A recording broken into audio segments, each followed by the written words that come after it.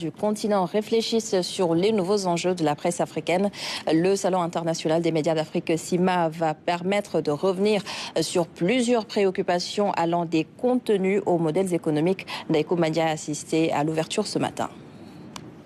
Venus d'Afrique et d'ailleurs, les délégations présentes au Salon international des médias africains CIMA vont échanger pendant 4 jours sur les médias en Afrique, mais surtout les difficultés notées. Dans un monde où les modes de domination ne cessent d'évoluer, épousant les formes de plus en plus sophistiquées et complexes, et quelquefois pernicieuses, la culture de manière générale, avec un grand C, les médias plus particulièrement, sont une sorte de fer de lance de ce soft power qui s'installe sans crier gare. Quid de l'Afrique, notre Afrique?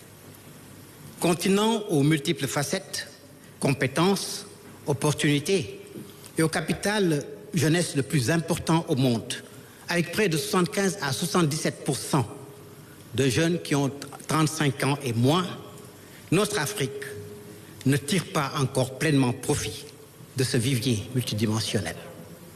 Autorités étatiques, responsables d'institutions nationales et internationales, syndicats, grandes figures du journalisme et de l'audiovisuel africain, entre autres, tous ont salué la tenue de cet événement. Les médias jouent un rôle central en tant que créateurs de contenu et d'emplois, en tant qu'acteurs de rayonnement culturel et comme enfin catalyseurs pour les autres secteurs de l'économie. Le véritable réseau social dans nos sociétés aujourd'hui, au fond, celui qui peut parler le plus près du quotidien avec à la fois une exigence et une déontologie, c'est le journalisme. Et ne l'oublions pas, parce que ce réseau social qu'est le journalisme, nous devons le protéger et le chérir. Saluant le travail du comité de pilotage, le ministre de la Communication a souligné l'importance de ce moment. Nous vivons une époque où les frontières entre l'information et la désinformation s'est dangereusement estompée. Les plateformes numériques qui devraient être des espaces d'ouverture, de partage et de créativité sont trop souvent devenues des terrains de manipulation, de propagation de discours de haine et de désinformation.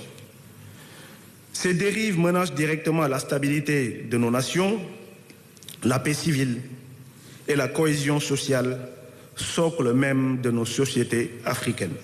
À l'issue du CIMA, les professionnels du secteur auront fait le tour des différentes problématiques qui touchent les médias africains, des pistes de réflexion qui aboutiront à des solutions et des recommandations.